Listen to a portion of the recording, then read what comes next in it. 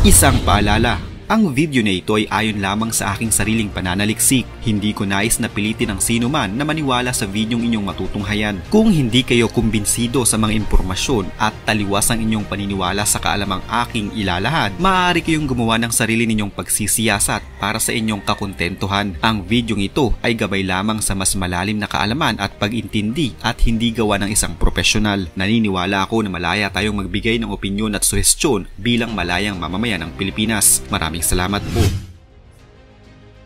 Dito sa Pilipinas, marami sa mga Pinoy ang nahihilig ngayon sa mga instant food na kadalasan ay mabibili na lamang natin sa mga kanto, eskinita at sa mga gilid ng kalsada. Mula sa mga pagkain na nakatuhog sa stick, instant noodles na nakalagay sa maliit na mangkok, hanggang sa mga ihaw-ihaw ng kung ano-ano, lahat ng mga ito ngayon ay patok sa maraming mga Pinoy na nagtitipid.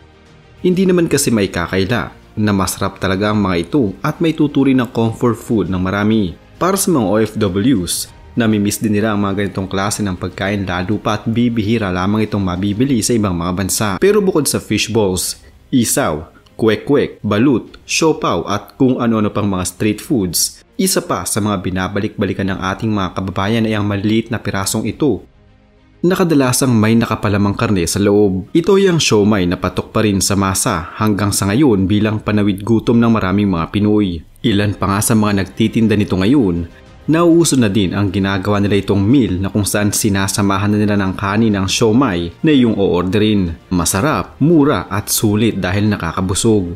Pero gaano ka nakakasiguro na malinis sa mga street food na kinakain mo sa mga kanto at gilid ng kalsada ng Pilipinas?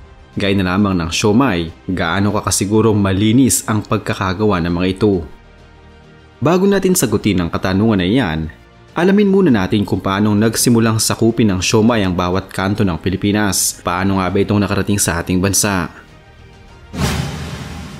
Kung noon ay sa mga Chinese restaurant lamang natitikman ang mga ito, ngayon ay isa na rin ito sa ating mga street foods sa Pilipinas. Paboritong panawid gutom, merienda at ulam. Impluwensya ng mga Chino ang siomai, bagamat ang sinasabing pinagmulan talaga nito ay ang hohot sa may bandang Mongolia noong pagitan ng dinastiyang Ming at Qing. Ayon sa kasaysayan, kadalasan ay kinakain ito kapartner ang mainit-init pang tsaa. Kaya ng mga maliit na dim sum o yung mga maliit na pagkain, kinakain ito ng isang subuan lamang. Dumating ang siomai sa ating bansa dahil na rin sa migration ng mga mainland Chinese sa Pilipinas. Kaya karamihan at mapapansin sa ngayon na ang mga masarap at authentic na mga siomai ay matatagpuan sa Binondo, kung saan doon nanirahan ng mga kapatid nating mga Chinese dito sa Pilipinas. Kadalasan sa siomai, kung hindi steam ay prito, pero sa ibang mga parte ng Pilipinas, imbes na steam at prito ay iniihaw ang siomai na parang mga barbecue. Sa Barangay Tisa sa probinsya ng Cebu City, inanaraos pa nila doon taon-taon ang Siomai Festival na kung saan may siomai eating contest at pinagpipiestahan din sa naturang selebrasyon ang kanilang napakahabang budol fight ng pork siomai. Sa tulong din ng siomai, marami sa mga kababayan natin ang yumaman at talaga namang nakaahon sa kahirapan. Nagsipagtayo sila ng mga negosyo na ang pangunahin nilang bida ay ang siomai. May tuturing mang maliliit ang mga ito, naging malaki ang tulong naman ng siomai sa marami nating mga kababayan upang kumita ng limpak-limpak na pera. Subalit dala na din ang pagtitipid at pagnanais na kumita ng marami. Marami sa ating mga kababayan ang gumagamit ng hindi maayos na sangkap para sa kanilang ibinebentang siomai. Bistado sa isang warehouse sa Bulacan ang aabot sa 600 million pesos na halaga ng mga expired frozen meat. Pinasok ng mga otoridad ang isang cold storage warehouse sa May Kawayan, Bulacan na pinaglalagyan ng nasa 600 milyong halaga ng umano'y expired frozen meat. Ang iba sinasabing ipinoproseso muli para gawing mga siomai at hotdog. Pinasok sa bisa ng search warrant ng mga tauhan ng National Bureau of Investigation o NBI Central Zone Regional Office ang bodega kung saan nakita ang mga kahong-kahong imported meat products na marami ang bulok at inaamag na. Sa ulat ng NBI Central Zone, dumulog sa kanilang opisina ang isang impormanteng nababahala sa pagbebenta umano ng kumpanya ng mga expired na karne ng baboy, manok at baka. Nabisto ang naturang modus umano ng kumpanya na ang ibang karne expired na mula pa noong taong 2020 at 2021.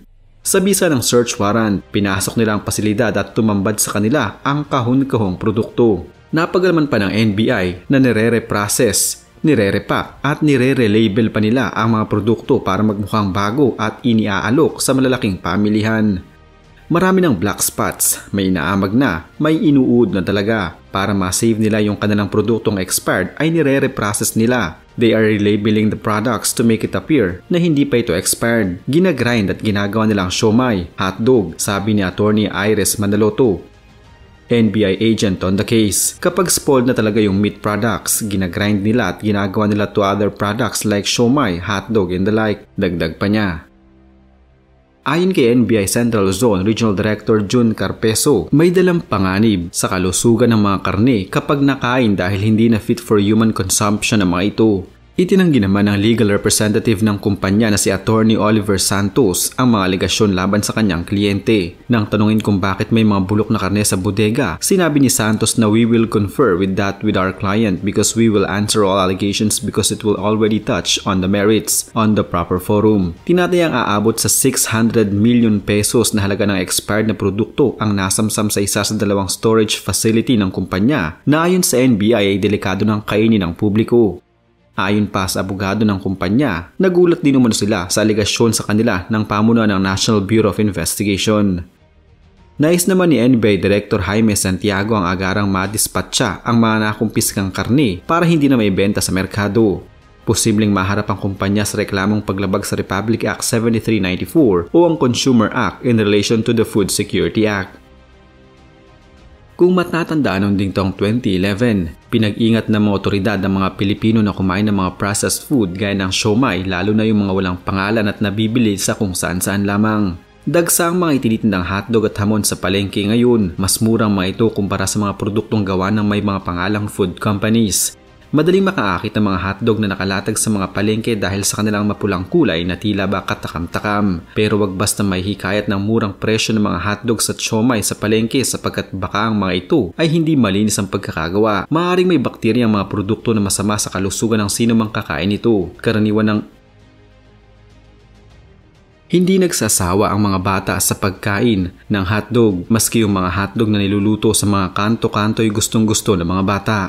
Ang hotdog din ay karaniwang isinasahog sa spaghetti at paborito rin ito ng mga bata. May mga vendor na nagtitinda ng hotdog sa mga bisinidad ng paaralan at delikadong makain ito ng mga bata.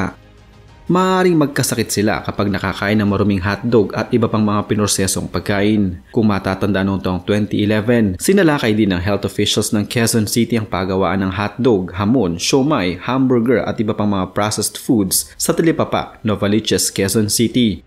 Nakitang mga karneng ginagawang hotdog na nakapatong lamang sa maruming lamesa. Ang iba pang mga karne nakatambak sa nanggigitatang patungan sa sulok ng kampanya. Ang mga trabahador ay huling-huli rin na walang cap at uniforme, marumi ang paligid at halatang may mga langaw. Nadiskubre ng mga otoridad na walang sapat na business permit ang sinalakay na kumpanya. Hindi sumusunod sa batas sa tamang kalinisan o sanitation ang sinalakay na kumpanya. Nagbabala ang otoridad na ipasasara ang kumpanya kapag hindi sumunod sa batas ukol sa kalinisan. Mag-iingat sa maruruming pagkain na itinitinda ngayon sa mga kanto at kalsada. Huwag ipagsapalaran ng kalusugan lalo na ang mga bata. Huwag maaakit sa murang presyo ng mga pagkain na ang kapalit ay pagkakasakit o maaaring utangin pa ang buhay. Hindi ko sinasabing lahat ng siomai na nasa Pilipinas ay marumi. Sino ba naman ang hindi maaakit na kumain ng siomai lalo na yung bagong luto at pinatakan mo ng kalamansi, toyo at chili garlic oil? Pero siguruhin na ang iyong bibilhin kahit anong pagkain ay malinis, dumaan sa tamang pagkakagawa at hindi expired.